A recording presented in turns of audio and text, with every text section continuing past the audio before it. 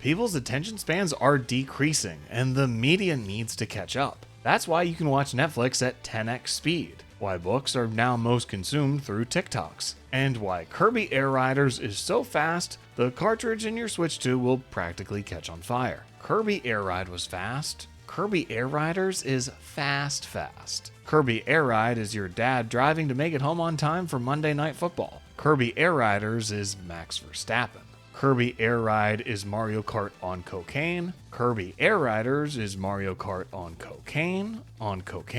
A racing game being faster doesn't necessarily make it better, even though it helps. But Air Riders manages to be both faster and better. The impressive thing about it is that even though you can miss half a race in the time it takes to blink, you still have full control. Let's look at Air Ride, the traditional race mode. I know you'll still play City Trial more, but you have gotta hand it to Air Ride. This mode is so fast, so crazy, so fun that it feels like you're being pulled into the game through your stomach and out your asshole. The controllability comes from the game core mechanic, boosting. It feels even better than the original. Hold the button to slow down and release it for a boost. This build up and release of tension is the foundation of every good video game.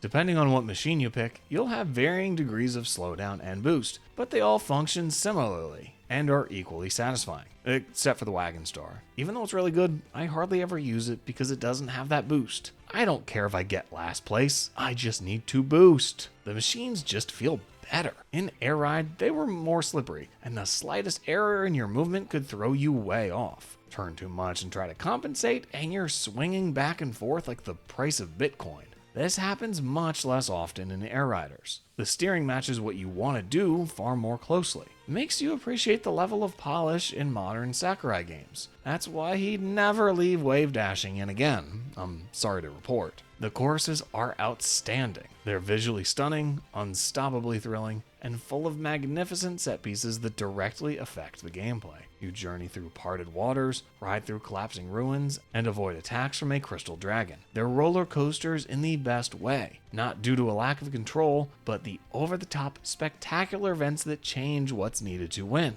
It's non-stop excitement. You never have to wait for the good part of the track. Every part is the good part. It's the only thing that Kirby Air Riders has in common with The Wire. That and Starman and Omar both rip and run. There's not only incredible new courses, but all tracks from Air Ride as well. It's essentially a remake of Kirby Air Ride within this game. This is the way to do things. Sakurai is raising the bar for legacy sequels. I have higher expectations for these now, so whenever we get a Cubivore sequel, I'm expecting the same treatment. The nostalgia tracks are in great form. They maintain their features, but with visuals so beautiful, it's like looking at the ceiling of the Church of San Ignazio. I still get caught on the bumpers in Machine Passage and always end up on Beanstalk Park's Ferris wheel, but now it's in 4K. These tracks have been perfectly recreated and are what you remember them looking like originally. They're such fantastic translations that it's hard to go back to the originals. I won't be going back to Mario Sunshine in 4x3 after All-Stars, and I won't be going back to Air Ride races after Air Riders. The special abilities are a clever addition. You charge them up by being in the trail behind other riders, which leads to a democratization of speed, F-Zero 99 style. It's still better to be in the front, but you feel like you have more chances to pass now, which is encouraging for less skilled players, like me. What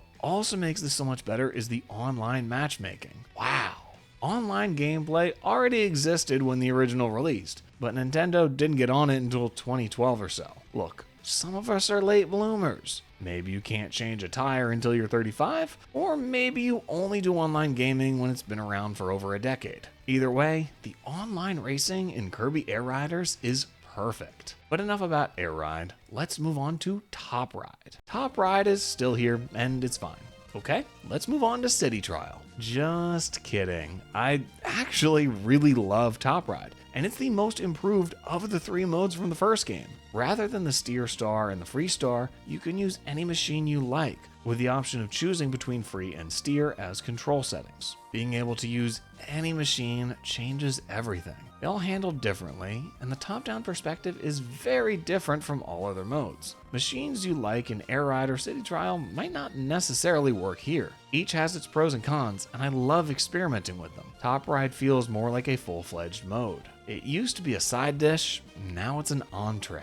There's another big change. The courses are bigger. In Kirby Air Ride, they were way tighter, with narrower paths and more frequent turns. Comparatively, these tracks are immense, being far larger and with wider paths. This makes the mode more accessible. It's easier to see what's happening, with less crowded tracks and everyone having breathing room. And if you still want the original's chaos, you can bump up the players to 8. As fun as it was, the crazy chaos of the original Top Ride was a bit too much. It was hard to play more than one round without getting a headache, so it was just a quick intermission between the real modes. But now, since it's more approachable, Top Ride is a full, proper, fleshed out experience. It isn't inferior anymore, and playing it is reason enough to buy the game. I know playing Air Riders for Top Ride is like playing Animal Crossing for the Dream Suite, but I'm not ashamed to admit to both. The developers did an incredible job of taking advantage of the mode's perspective to implement elements that fit the theme of the tracks. The rotating pedals on Flower, the geysers in Flow, the moving walls, and electric shortcut in Steam all match the track's themes and provide interesting gameplay changes. Top Ride is as good as possible now, and I'll be returning to it time and time again.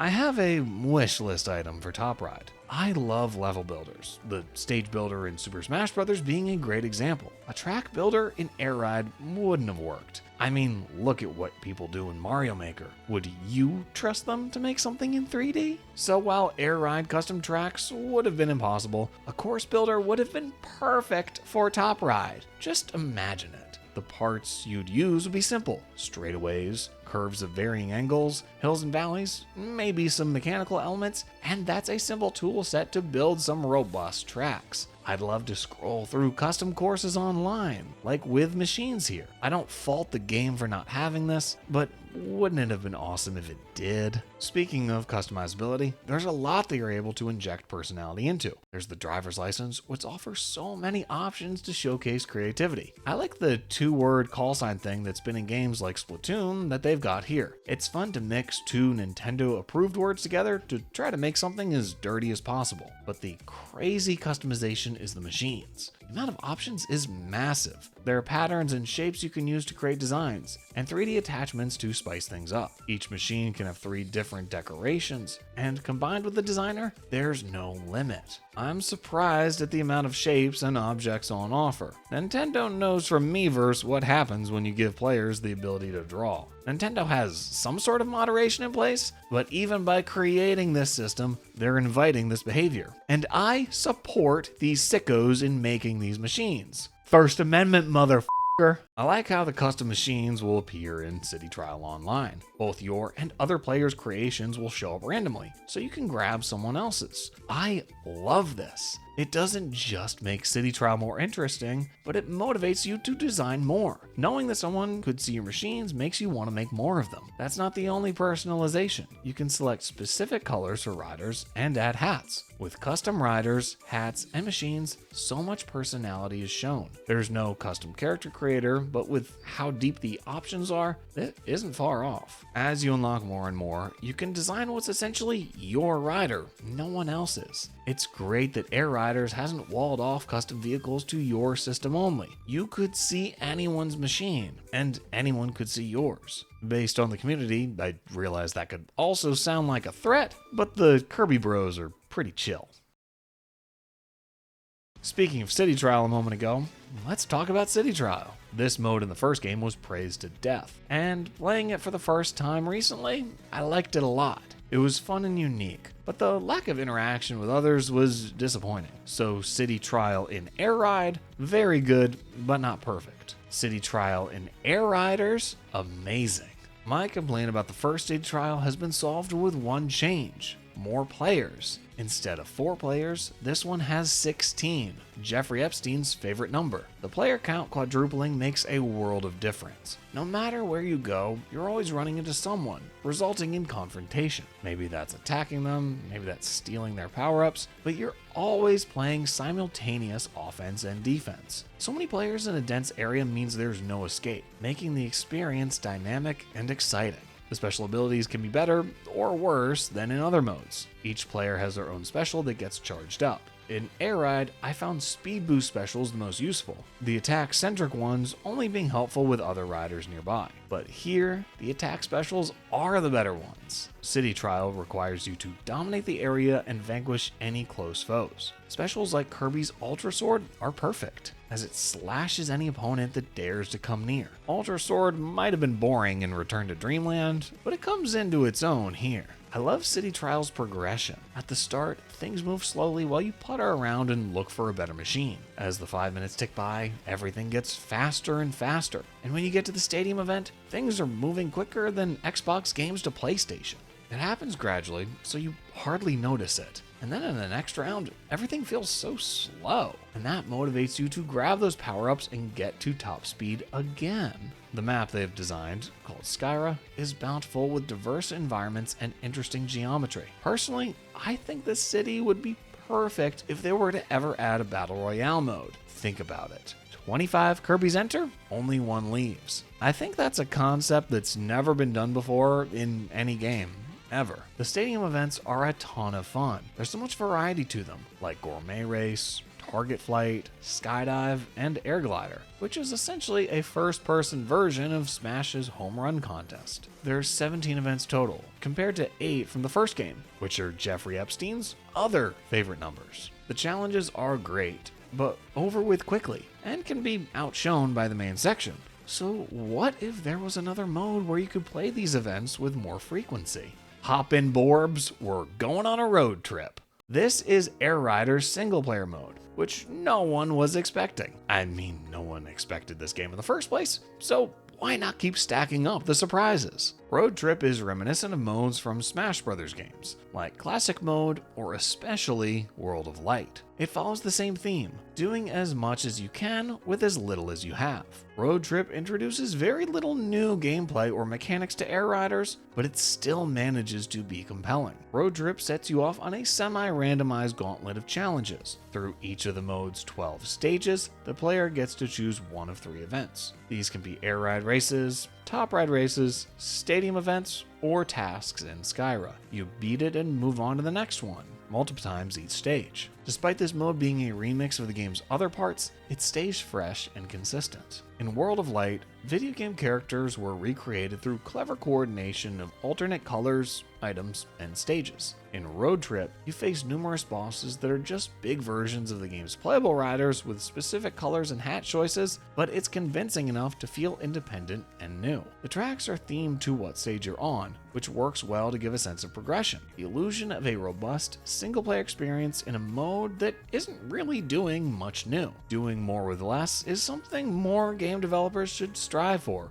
with blown out budgets and overly long release windows. Between this and similar modes in Smash games, Sakurai has shown that he's a master at it. Must be all that stress he relieves by playing with his cat. Despite not bringing much new to the table, Road Trip is a great time from start to finish. It moves fast, not just in the events, but their rapidity and variety. Each takes just a minute, often even less, and you're on to the next one. Doing many different challenges one after another keeps things interesting and reduces risk of boredom. It's hard to get sick of playing Road Trip when it has you doing an entirely different thing every minute. It's the opposite of the games that have you doing one thing for 50 hours. Road Trip gives other sections of the game time to shine, like the stadium events. They might be every 5 minutes in City Trial, but here they're every 30 seconds. I experienced many events for the first time through Road Trip, so it's great that the game is able to put a spotlight on such fun challenges. So, goddamn, Kirby Air Riders. This game came out of nowhere and is one of the most polished, most technical, most fun releases of the year. There was nothing wrong with the original Kirby Air Ride. Sure, single player content was sparse, but you'd be hard pressed to find any true flaws in it. But as great as Air Ride was, Air Riders is even better. Everything about Air Ride that was great, Air Riders improved. Everything about Air Ride that was just okay or missing, Air Riders added and enhanced. It's one of those dream games that you think would never happen, but here it